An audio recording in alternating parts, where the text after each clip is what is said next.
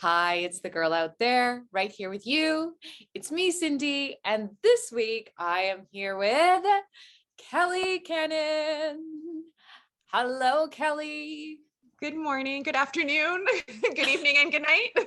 Exactly, because people hear this at all different times. And they'll be Yes. watching it too. Kelly, thank Perfect. you so much for being here with me and sharing your story. I will start this, and then within 2 minutes you are going to feel very, very relaxed. Trust me. Okay. I'm a little, you can feel the nerves running, but that's okay. I know you'll feel it, and then within no time you're going to be very, very relaxed. Okay. Imagine it like a Reiki session. Yes. I got this. I got that. So Kelly and I'm just going to do a little intro of how we met and how our story began, and then we're just going to run with it, and however our conversation, where it goes, where it leads. Perfect. Ta-da! Perfect. So it was close to, it was a year ago that we met, which is crazy how time flies, but we got connected through a friend of yours. I had done a soul soup night for her, which is just a group event. And she had just said, I really want you to connect with my friend Kelly. And just because she just said, her son is going through, I think it was right at the start of his cancer treatment. It was 3 weeks in. 3 weeks in. And so I immediately just said, yes, give me her number or tell her to call me. And I think it was the next day you picked up the phone and gave me a call. Is that right? It might have been that night. It's a blur. That whole time is a bit of a blur for dates and times, but yeah, it was pretty much that night. And yeah, I called you, didn't know really what to expect. I had done Reiki with, or not I had done, we had seen a lady come in to do Reiki on my grandfather when he was really sick. And I didn't have that much faith in it, to be honest, but I was like, I'm open to anything. I'm sitting in a room doing nothing except sleeping or caring for Nick. And why not? Why not? I tried it that way. And then what happened was it rocked my world. It totally rocked my world. You rocked my world. Yeah, we did the first, like, a far away session, and I could feel it vibrating through my body. It was I think it just allowed me to process a lot of what I was up until that moment not even acknowledging.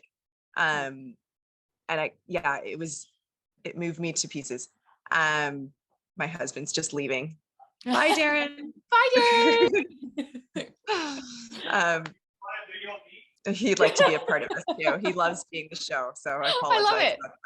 Yeah, no, it's good. It's real life. It's real life. Yeah, real life. Yeah, so it was, I felt it go right through me, and I couldn't believe that I could feel that, because you were in North Van and I was in Vancouver. And how does that happen? Like, truly, how does that happen? And then we started doing that. I don't remember if it was nightly or like every other, I don't remember how many times we did that, the scheduling of it, but I know we scheduled immediately after that. And then we started working on Nick. And what was cool with Nick was he had one session where he was like, I didn't really feel it. And I'm like, well, that's okay. Like, I'm not pushing anything on you. If you want to try it again, no big deal. And he's like, let's try it again. So we did. And he looked at me that afternoon, and he's like, it was like I was floating above my body and all the pain was down below. And that was everything to me, because it was one thing for me to have some calm in that world, but it was a totally different moment for me to pivot and go, okay, he's got some reprieve. So that was really beautiful. That Nick is your son, just because people don't know. Oh yeah. Yes. I'm a mom of 2 boys, 2 amazing boys, 3 if you count the husband. And I've got cats and dogs surrounding. My sons are 13 and 9 years old now. And when this was happening, he was 12 and 8. And Nikki is my older one, and he was the one in hospital, and we were going through a really rare cancer diagnosis.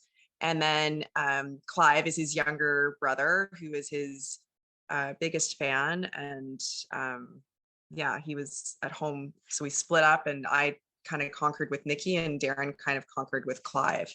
and we would see each other as much as we could, but it really was like ships passing in the night, trying to hold our roles in that one. So yeah, that's you got Sparky over here too. Sparky's my dog, Cooper's the cat, and we got a new puppy on the way. So it's always a full house in our world, full of And fur babies. it was, you and I also, we worked one-to-one during that time as well, at which I know we are going to keep, we're going to connect back doing that as well now that Yeah. things are shifting for you. But in that time, your story is so fascinating. If we even go backwards, before this year, the year that you've had, is, you used to work on the floor, right? Where Yeah. Nikki was. I mean, do you want to go a little bit back to share Sure. your story? So my background is always been working with kids. I adore children. I think there's just a beauty in them. You learn way more from kids than you do adults. And so I had been introduced to oncology ward through the Hathaways, Michael Hathaway and his family. It was a family friend, and we would go up every Christmas and decorate the 3B and 2B, the old wards for oncology, and bring Christmas trees and garlands and stickers on the windows. And it was so much fun. It was a group of 5 of us that we'd all worked as camp counselors together. So we were like, bling, hi, we're here. So exciting. And the kids loved it. And I fell madly in love with the floor. It didn't scare me. It never scared me. Seeing these little beings that are little bald babies and bald kids, bald teens, I just fell madly in love with the floor. And you could see magic everywhere. There was magic in the way the nurses spoke, the way they talked. It was an old rundown building at the time, and I could still see magic. So I was really grateful to be included in that family. And to this day, I credit them for everything, honestly, going through this. And then magically, I was introduced as well. Michael Cuccioni, my boyfriend at the time, he was doing an MTV movie with him. So I got to meet him and get to know him. And when he passed away, I was at his funeral. And now there's like a whole wing in the floor that's dedicated to him.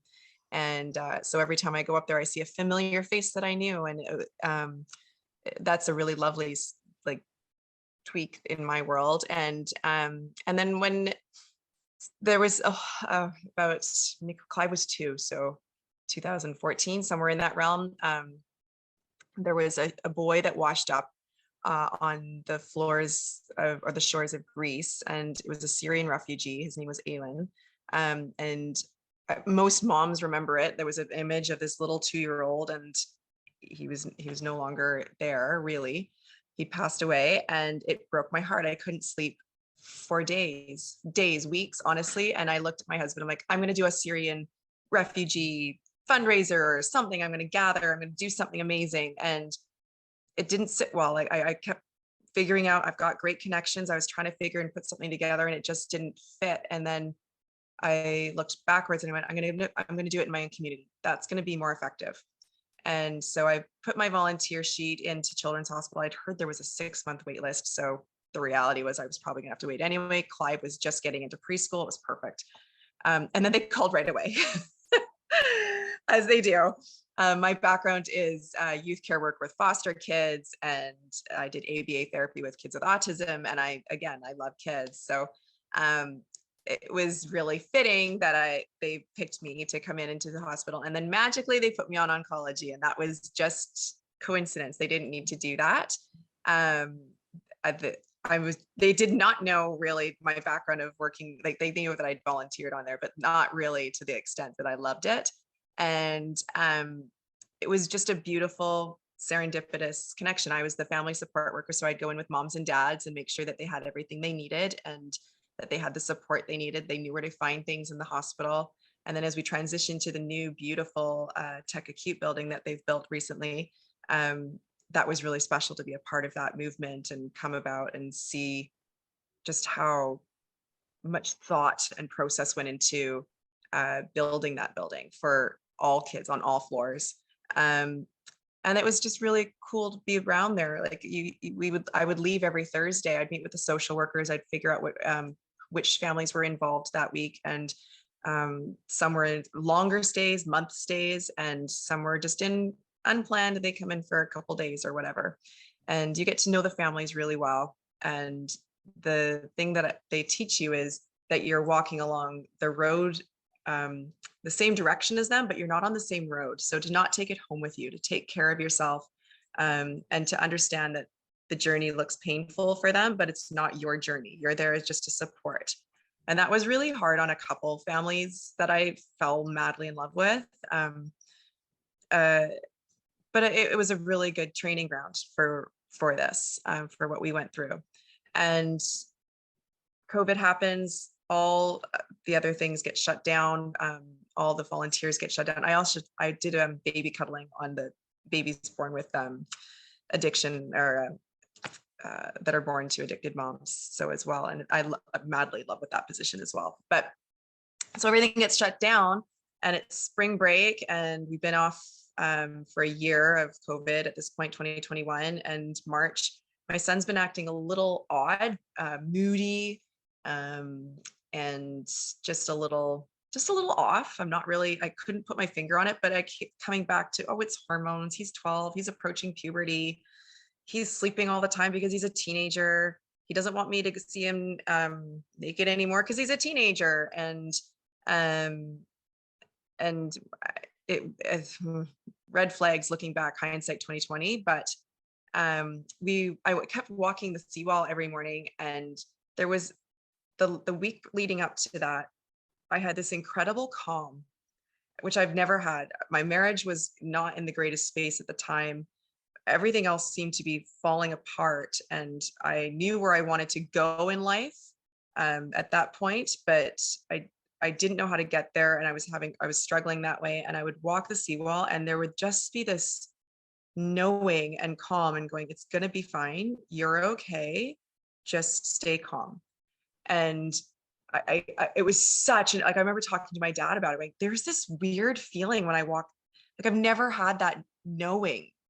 And then we went up to Whistler. They got out of school. They got accepted to a new school that they'd worked really, really hard for that day. So we drive up to Whistler, and Nick's back is killing him. He's just in agony. And I said, well, if I gave you an Advil, does it help? It did help. So I was like, okay, well, he's twisted something. Or he said, oh, I was on the playground and I fell. And I was like, okay.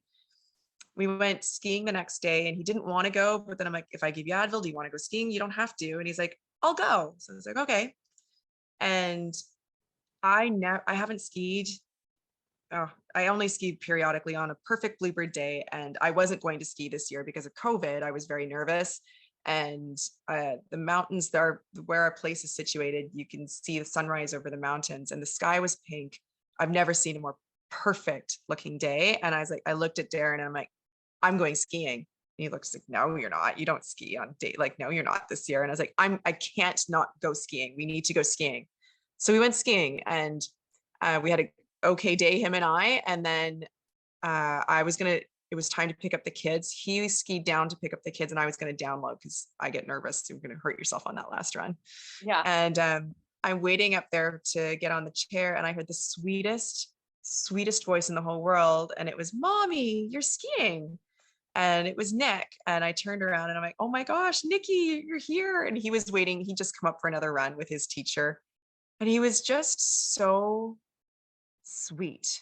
There was sweetness about him, and he always is, but you've met him, you know, he's very sweet, but like there was just this childlike innocence and just this moment between him and I on the mountain. And he's like, you're on the mountain. And we had we took pictures, him and I, and it was just him and me on the top of this mountain. And we go down for dinner later, and we ended up having a run as the whole family later, but we go in for dinner, and he's really, really sore, to the point where we cut our trip short and went down. And both Darren and I were in agreement. Like, there's something, we're going in. And we went in, and my doctor took him into my doctor the next day, and he's has an ultrasound in his clinic. So he was looking at things, and he's like, just let me get the other doctor. I'm just going to check something. And he's like, okay, well, I'm just going to send you to a proper lab for an ultrasound right now. I want you to go right now. And I'm going to say there's a mass in his abdomen, but that's just to get you through, Cal. Like, I don't want you to worry. I want you to go and just get it checked. Like, okay. So we do. And I'm nervous now, but I'm not. I feel like he would communicate more if there was more. And he was trying to keep me calm. Looking back, he did a really good job of handling me. And so I got to the ultrasound. Darren had gone back up to Whistler to close everything down. So he was on the highway when this is happening. And I had both kids. Nick gets ultrasounded, and the tech says, "Can you come with me? Can you come talk to me?" And I said, "Sure." And I had the kids, so they sat like 6 feet away from me in the same room. And the tech looked at me and she shows me the computer and she goes, "This right here, this is cancer. You need to go to the hospital right now. This right here, that's cancer." And she's starting to show me all the spots. And I was like, I'm, the world went black for a second, truly. And I said, "Okay, you need to stop. I got it. I understand what you're saying because I don't want them to hear it." And I'm like, "You need to stop talking. And I totally understand what you're saying and I will handle it from here." And she went, "Okay." Like she got it. And she really didn't want me to not take it, as everyone wanted me to take it super seriously. And of course I would, but I guess maybe some circumstances it's too much for some people. So I put them back in the room that we had been in. The lady gave me a minute and I went into the bathroom and I felt like I should cry. Because that would be a normal reaction to what's going on. I was panicking, but in a dazed state. So I was going through motions of reactions that I would have expected a movie to show me. But they weren't really my reactions. I was very calm. I called Darren. I'm like, "You need to come home. It's not good. Get home now." And so he did. And he went upstairs with me. We got home with the kids and it was bedtime. Kids are sleeping.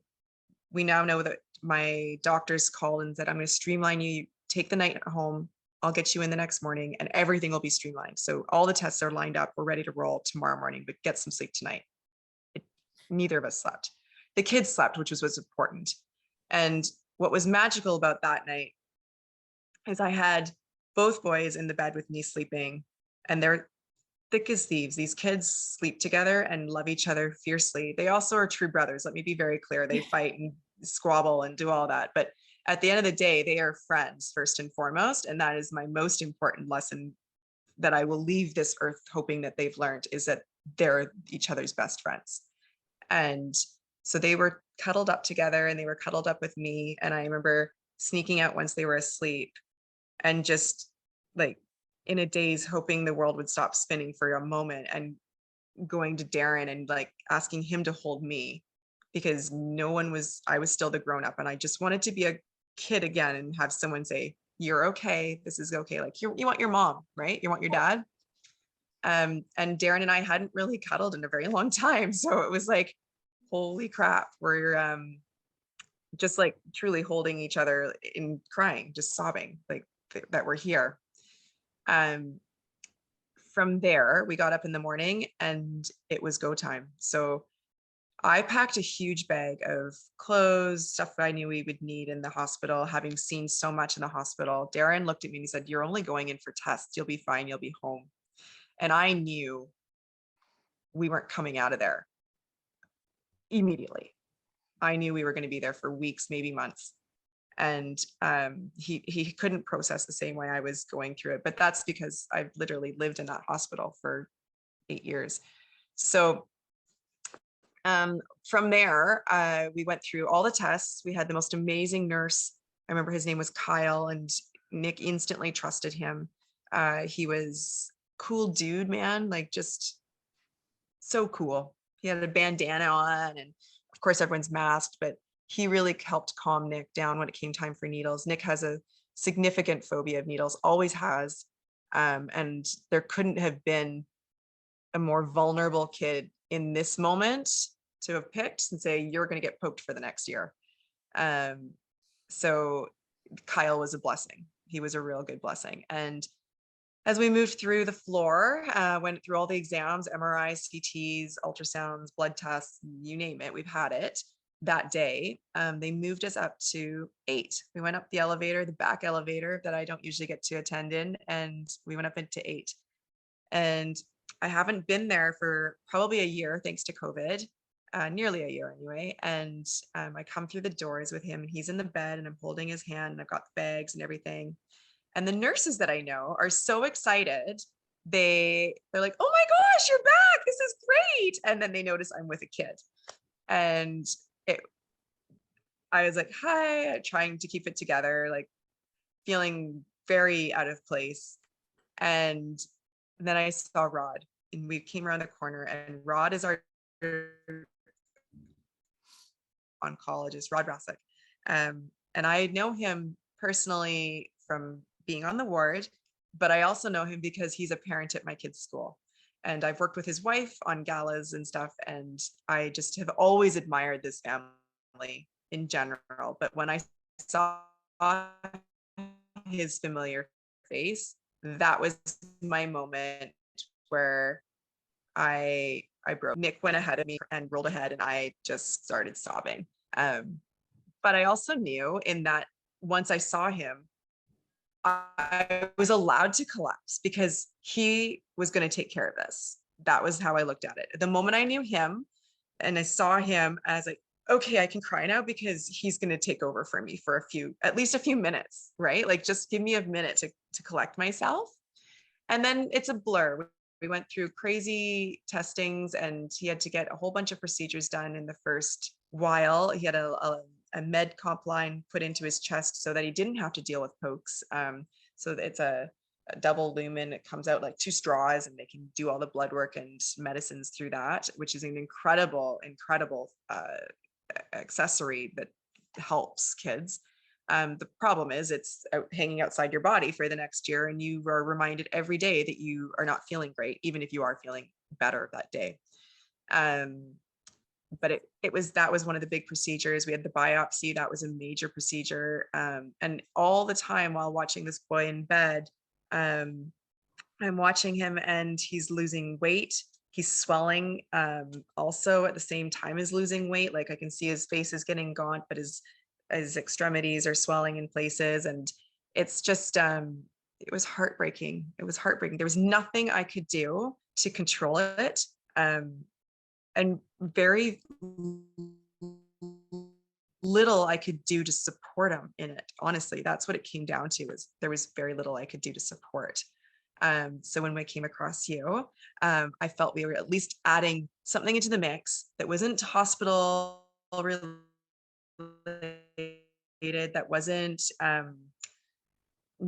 science, if that's just like, it wasn't medicinal. It wasn't, you know what I'm trying to say? It was more soulful, spiritual, central, grounding. Yeah, I'm there now. I can keep going, but I feel like I'm now talking, and now I should stop. No, you explained it all so well, Kelly, like in such a way that we can all sort of be there right with you, I think. And what I've always appreciated about you from the beginning is, at least from my point of view, is I knew I could always talk to you, sit with you, and that we could still be real in the present moment. Yeah. And that's what I knew you needed. You needed to be able to sort of step out of this space too, and be able to have a conversation for you, to be able to say like, okay, well, you know, how are you right now? Like a separate from Nick was what I also wanted to give you as well, is a space of, Kelly, what do you need right now? Like what sort of space do you need? How can we, like, that's what I wanted to give for you. Cause even within all of this, I wanted to know that you were still, I still knew you were processing forward, if that makes sense. Yeah. I think that was the best thing. So letting me stay present, because there hasn't been a day, a moment, a minute in this time frame with Nikki that I haven't stayed completely present. Yes. But present in that room still can be present and focusing on me for a moment. It was a real learning moment where I was like, okay, he's right here. He's safe. I'm still paying very much attention to him, what's going on there. But to just have that moment where I closed my eyes and I was connecting with you, and I was like, I can just focus on where my heart's at right now. Didn't need to go into crazy like conversation sometimes. Sometimes it was just very, I have nothing to say. I'm bored. I have nothing new to say. And it was all those kind of conversations. But at the same time, that's where I was. I had It's like when you have I've said this so many times, it's when we have newborns and we have nothing to say except, well, his poop was yellow Yeah. and I changed 7 diapers in 2 minutes and I bathed him. And oh, I maybe got a shower this week, right? One of those, right? Yes. That's where we were. It was primal survival. Moms go into survival mode when they have babies, and Nikki was back in survival mode, true survival mode, different, a little different. But because of that survival mode, you don't process everything you go through as well. You are compartmentalizing a lot of it without knowing it. Yes. I don't think we've processed nearly a fraction of what we've been through. No. But I also don't, maybe it's not necessary to, No. right? Maybe it's not, maybe recognizing that we haven't is enough at this point. Yeah. Yeah.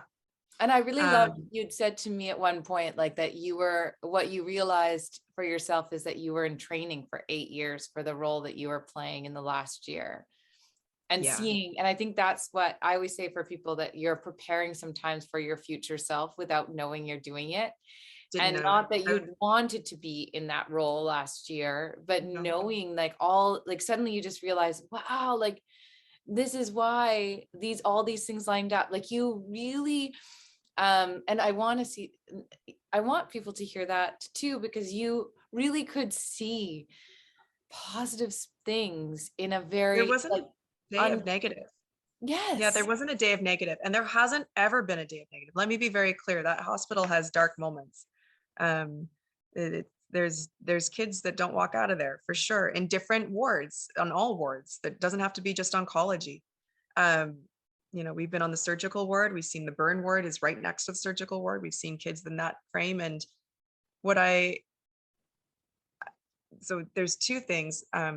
My heart's always been philanthropic. I love working with people, bringing the underdog up. And when we were on the burn ward, I'd had this experience with Courage to Come Back. It was my very first Courage to Come Back gala that I just attended. And there was a lady who'd had flesh-eating disease, very disfigured face. And Nikki was just a little guy, so he was probably 1 or 2 at the time. And big night out for mom, going out, right? That hadn't been out in ages. All I had to talk about was diapers. And I remember looking at her, and my first thought was, okay, hold on. No. This isn't flesh-eating disease. This is a girl. She's telling her story. And then I went over and shook her hand after, and my thoughts in my brain, there was like this little voice saying, if she was yours, you'd want someone to look her in the eye. And it was just really hard to look her in the eye if you were just looking at what had happened to her. It was very disfiguring. It was painful. You could see this woman was in a lot of pain, still probably. But this voice had said, look her in the eye. And forevermore, I would want to look people in the eye, whether they're on the street or in high CEO position. I want people to look them in the eye, because that's how I want people to treat my kids. Look them in the eye, no matter where they are in life. And so that was like one of my aha moments. And then when we were on the surgical ward, which is next to the burn ward, there was this little guy. He was 6 years old, had a really bad burn, all his face. And I remember getting down and being like, oh my God, how are you? How's things going today? And it blew mom's mind, because who looks them in the eye, right? Like, it's really hard to look a little guy in the eye when they're like that. The training that I felt on 8 going through this made all the difference in the world for Nick, I think. I can tell him truthfully which nurses I like. I can tell him truthfully. Oh, he's popping up. Wait, what? I'm not telling which ones I don't like. There were only 2. Nikki, this is inappropriate. Thank you. I can tell him truthfully that I've seen magic where moments happen. And I can tell him that I've seen kids look like they're not walking out and they're gone, like they're out and having a good time. I introduced him to a boy, Jaden, and Jaden did a run from Chilliwack, I think, into Vancouver to raise money for BC Children's Hospital this past year.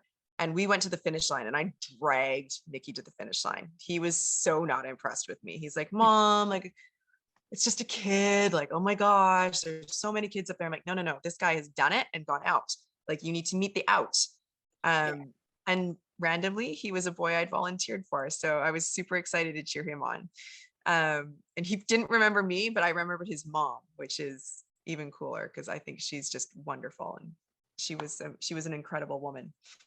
Yeah, so I have these moments of placements and people that I remember having volunteered in there. And I was always pulled to the teenage boy. I would love to go in and talk shop with them, talk trucks, talk cars, talk real teen stuff, and hear what they were missing out on. Like, I'm not getting to go to my grad, or I'm not going to get my first kiss at the moment, or I'm not getting all the stuff that they were missing out on.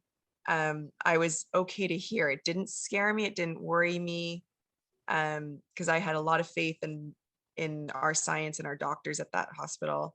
I just believe in the good. I always see the good in it. And it probably comes from the kids that I've grown up watching turn into amazing human beings. But yeah, I've never been afraid of that floor. And thankfully, to this day, I'm still not afraid of that floor. Yeah. The only thing that worries me when we go up there is that I'm going to have to sleep on a really rock hard bed. But I have a chair that I go to. You have a So I chair. like the chair. I like the chair better. Yeah, really, I think that was just how I know we just got along so well, and listening, and how we continue to. Well, and we're from North Van, both Yeah, of I know. us. We were blocks away from each other all our lives. our lives. How did we not meet? I know. But I also really loved, we would be talking, and you'd be like, I have this vision. I know how Nick was so low at certain points. Yeah. And you would just say, I know, like, we need to get to like step 7 or step, I don't know, you'd call them, what down. Were they steps? I can't remember. I broke it down for him. I would always break it down. Right. Like, so just so he needs to get to this one next thing, one next level, or whatever it would be. Yeah. And I won't share too much of Nick's private parts, or not private part. Definitely not the private parts. Conversations, but just how open he would be even to talking to me, which I thought, and now as he's gotten back into being a regular teen boy, he doesn't need to talk about that anymore. But in that moment, so amazing how open he would be to talk about energy and feet. Like, I love. And he still is. Yes. He's trying to get back to cool school, but he's definitely more open than the average kid. And that was the thing. So I would break things down for him when they were too hard. Like attending the hospital when we knew we would be checking in for chemo. That was the hardest part for me, was getting him to the hospital. And we had 12 rounds of chemo 13 rounds of chemo and one high dose in there. It was a lot of chemo. Yes. And so we would stay in for either 2 days or 5 days. And in amongst all of that, there's procedures and operations and all sorts of craziness that were just complicating and colluding all of it. And he knew he'd go back in and he'd feel like crap. So he'd be able to come home and almost feel like himself, even though he was weak and couldn't do a lot. There was points where he didn't even have the strength to walk across the floor for a few times. I'm just thinking about, he had a wheelchair at one point in our house that it was just too much. So we would break it down, and I'd make it so, like, okay, if this is too much for you today to get to the hospital, then we don't think about the hospital. We're going to just think about, we need to swing our legs out of bed and we need to eat some breakfast. Let's go there. Mm-hmm. What can I make you for breakfast that would be delicious and okay? And then we would go, okay, now we need to get dressed. We're still not thinking about what's over there. Let's not go there. And then, so we break it down the whole way through. Just need to get to the car. I'll take us for a car ride before we go anywhere. So you don't have to worry that we're going directly to the hospital. And we did that, and I'd spin him around, and like, we'd go do donuts in a parking lot and go to the hospital. Don't tell anybody about that we did that. But I needed to figure out ways to get him there that were fun and that were the usual way. Yes. And then of course the most epic way that made the news, and it was crazy cool. I mentioned to girlfriends, I had this vision of, it was his big stem cell. It was going to make him feel the worst he's ever felt. And to get him there was going to be the biggest challenge. Because he'd already told me weeks in, I'm not getting back in the car. Like, I ain't going.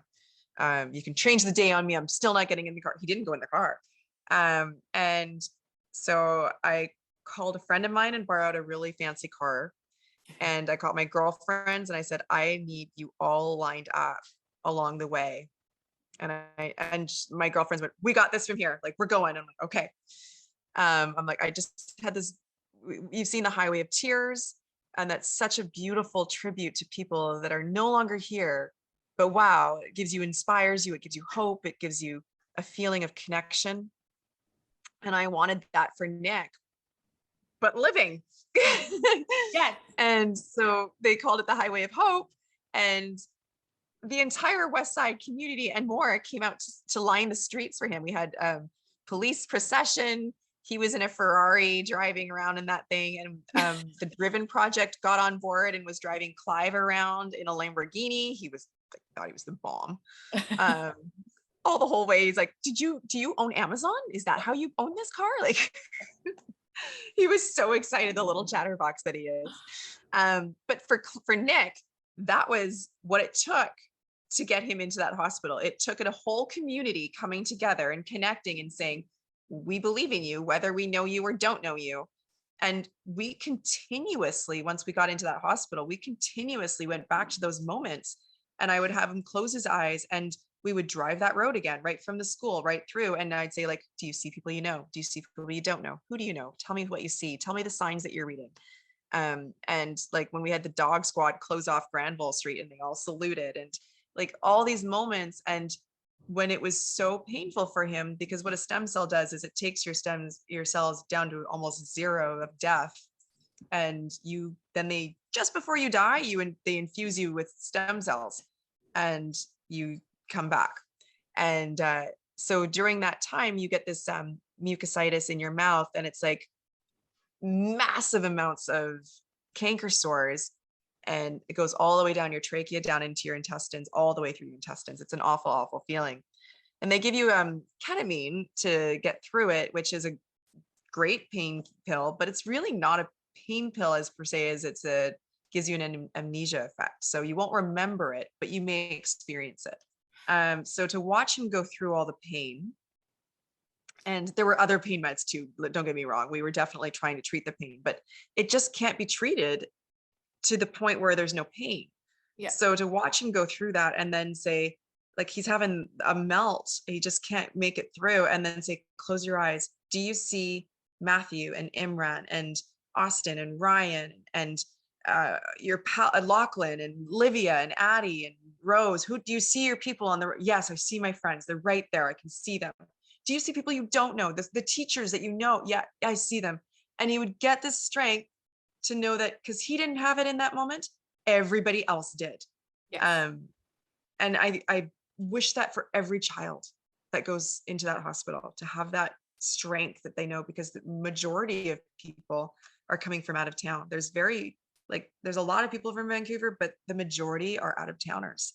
Yeah. And Chilliwack is considered out of town. It's a long drive to come in with your kid. You're not going back and forth through the night to that, right? So every kid deserves to know that they have infinite amount of people behind them, whether we know them or not, believing in them. It'll just carry them over. That love carries them over. Mm-hmm. Yeah. I think that was their biggest thing, is just knowing that there's cheerleaders, right? And I think it just was, it's so beautiful to see it. It's so beautiful for you too. I know you don't think it's for you too, but this was a lot for you as well. And so for you to carry you through that time as well, it's big. I think what carried me through was my girlfriends, truly. That I've never been a really big girlfriend person, truly. Up until I had kids, I was always friends with the boys and always that way. And girlfriends, I really made an effort when Nikki was born. I remember like I had one best girly, and Michelle, she's like still very much involved in my life and very, very close sister like to me. But I remember making an effort with Allison, they'll know who they are, to gain girlfriends. And I really saw value in having a sisterhood. As you have babies, you want to connect with moms. So it made sense to me. And then when I went through this with Nikki wasn't the hard part for me. I was present every day. I have no one regret. I didn't miss a second with Nick, not 1 second with Nick. So he's not I don't have any regrets with Nick. What made my heart break was Clive, and not being able to be for Clive as he entered a new school. And I'm usually like the volunteer extraordinaire. I'm on parking duty or crossing guard, and I had intended to do that for him. And what was great was he was going into a school where he knew a lot of the kids. So that was really great. And I knew the moms. So it was a celebration of him going in there. But I remember thinking like, okay, I'm in here. I can't get to him for months. And sometimes the longest I was in there was for almost 8 weeks. And I couldn't get to him. And seeing that,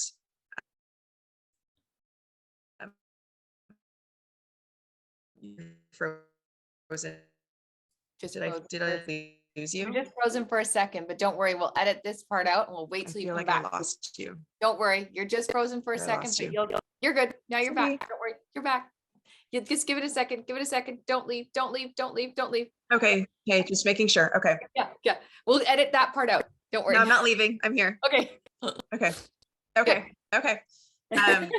Yeah. So the biggest part was seeing Clive, not being there for Clive, and I'd go in for 8 weeks sometimes with the hospital and not be able to connect. So we would do lots of FaceTimes. I came up with good ideas for starting conversations because most of them were stagnant. Like, hey, how you doing? Good. How was your day? Fine. Like there was no way to communicate with that little guy. And so I remember finally having an aha moment again, where the voice in my head, I have a very good intuition thanks to a good coach here. So I tuned in, and it was saying, you have moms all around you, and what he needs is a mom's touch. So I put it out to my girlfriends, and I said, like, I need your help. I'm not good at asking for help, but here's what I need. And I need, when Clive comes out of school, I need you to wrap him up in a hug and say, I'm so proud of you. How was your day? I want you to act like you're his mom. Even if you're not taking him home that day, I want everyone hands on that child, which is weird in a pandemic to ask that. But I knew that Darren is as loving, like he's a good dad, but as he's just not as super affectionate, right? I knew if I engaged the mom army that I have, suddenly I was getting pictures of him getting squished and squeezed and kissed upon. And I now could trust he's going to be okay. I'm going to have stuff to make up for, of course. But he's okay. And because of that, you know, he's close with those moms now. He has a trusting relationship with all of those women.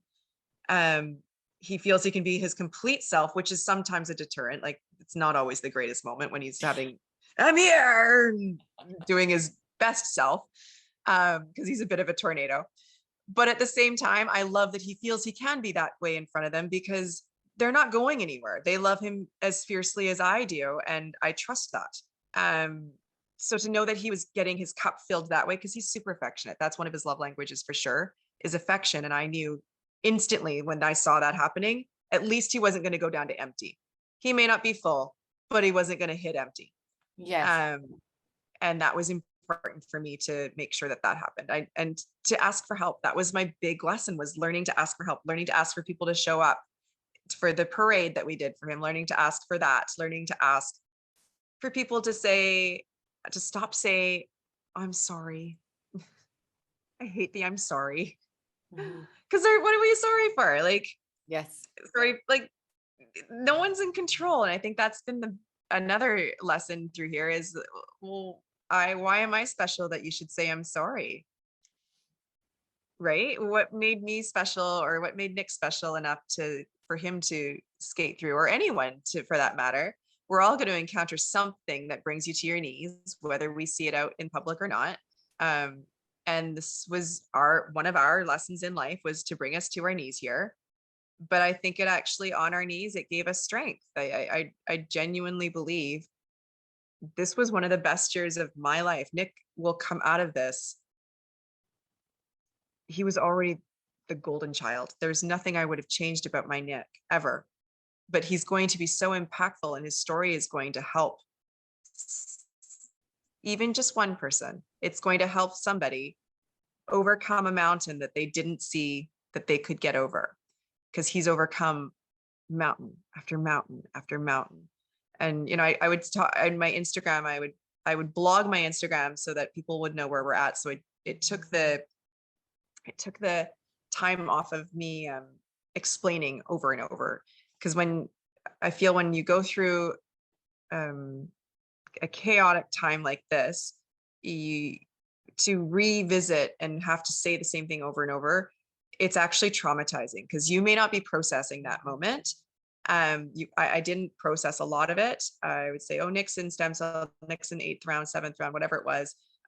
He's feeling this, he's feeling that. And it was very just my script.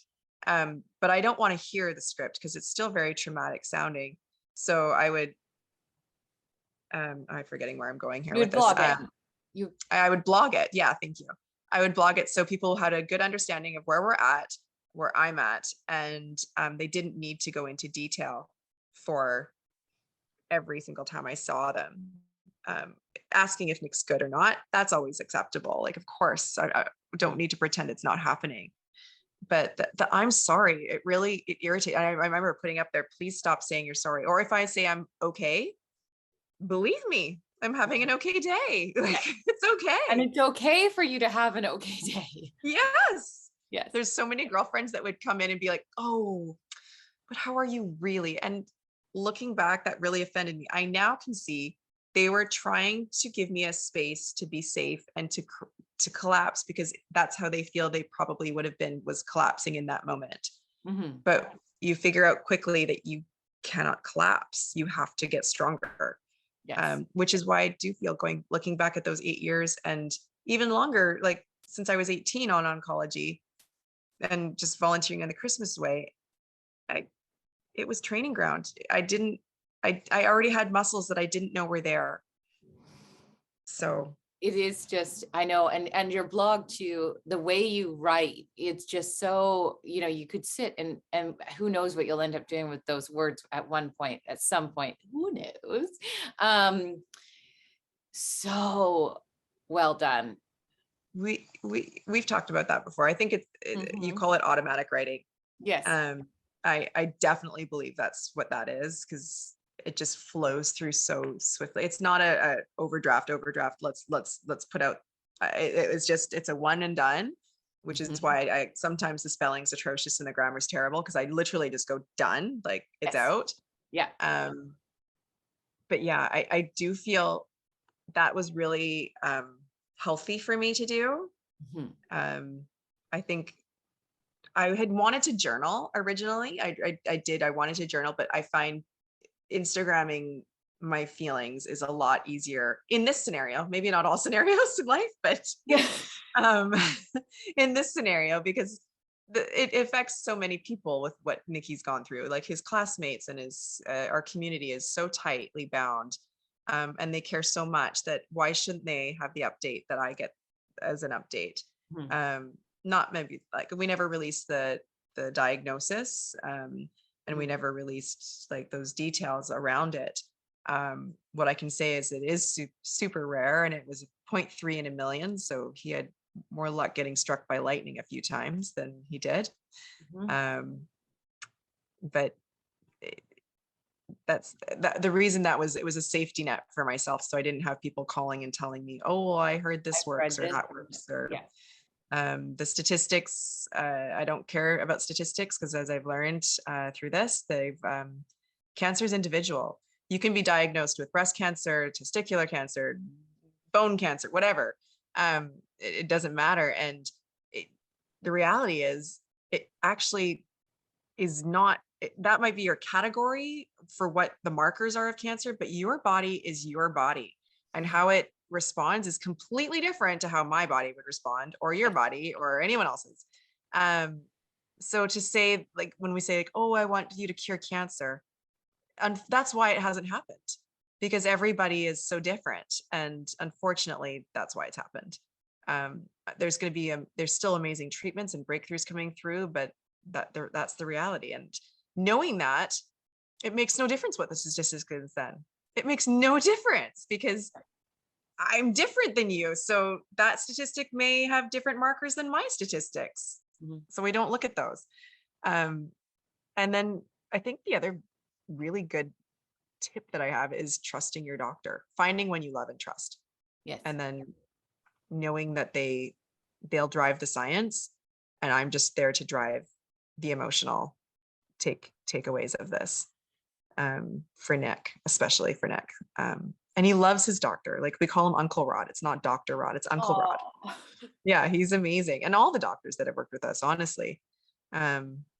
We've had an incredible amount of people work with him. The team's amazing. Like, legit, probably one of my most favorite teams in the world to hang out with is our oncology team. They're incredibly kind. And we've had when he was going through stem cell, we had the loveliest Dr. Megan Pike. She is amazing. I love her so much. She's gone back to Halifax. But the fact that she's from Halifax, so my brother moved to Halifax through this, and it broke my heart secretly. It's not so secretly. He broke my heart, but I wanted him to do it. So that's really a good thing.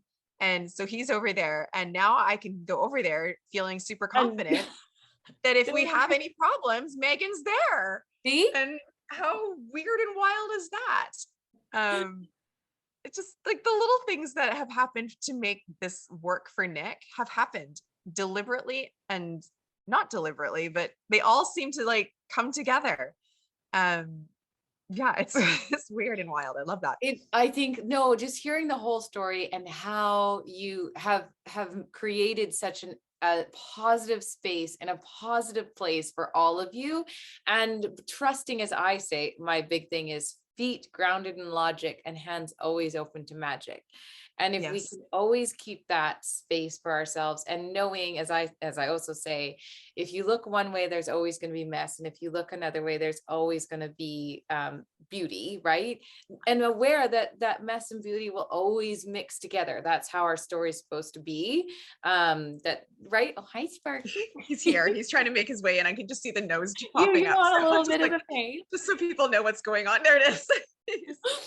And thank you. And yes, I think, like, listening to you, I just did a podcast the other week with somebody, Stephanie, who talked about her time working with me. And I'm like, I just listened to all of what has really, you've done your level 1 of Reiki. I want you to do your level 2, which is, you can do this month.